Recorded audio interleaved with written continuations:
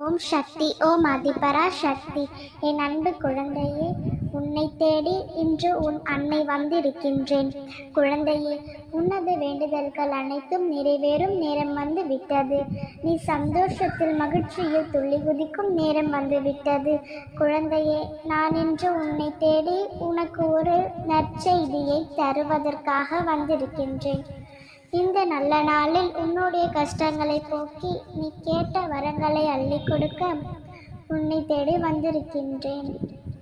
என் அன்பான குழந்தையே, இந்த பதிவை முழுமையாக கேள்.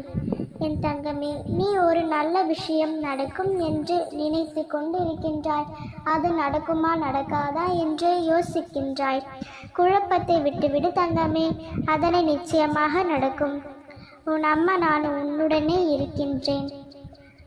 நான் தொட்டது எதுவும் தோணவில்லையே, நான் எதை நினைத்தாலும் எனக்கு நடக்கவில்லையே என்று நீ ஏக்கத்தோடு காத்து கொண்டிருக்கின்றாய். என் தங்கமே, நிச்சயமாக உன்னுடைய கஷ்டங்கள் அனைத்தும் உன்னை விட்டு விலகத்தான் போகின்றது.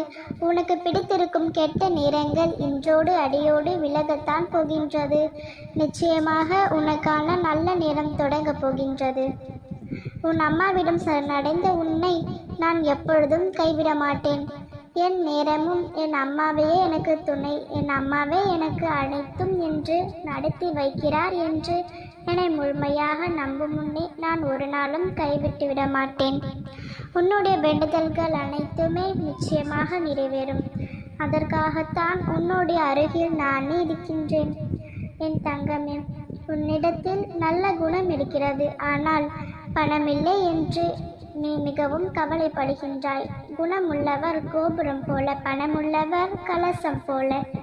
ஒவ்வொரு மீது கலசம் அரைக்கும். கலசம் மாற்றப்படலாம், ஆனால் கோபுரத்தை அசைக்கவே முடியாது தங்கமே. குணமே என்று நிலைத்திருக்கும். உன்னுடைய நல்ல குணத்திற்கான பரிசு கூடிய விரைவிலேயே உனக்கு கிடைக்கத்தான் போகின்றது. நீ என்னை வழிபட ஆரம்பித்தது நான் உனக்கு துணையாக வந்ததால் தான்.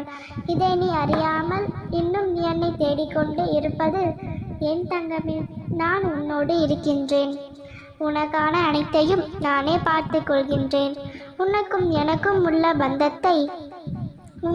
இடையே உள்ள பந்தத்தை வார்த்தைகளால் வர்ணித்து விட முடியாது.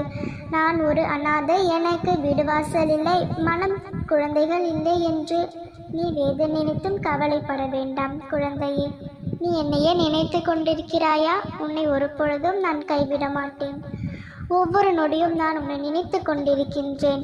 இத்தனை நாட்களாக உன்னை சுற்றி நடக்கும் எதிர்மறைகள் அனைத்தும் விலகி நேர்மறையான விஷயங்கள் எல்லாம் உன்னை வந்து சேரப்போகின்றது. ஓம் சக்தி. ஓம் அதிபரா சக்தி.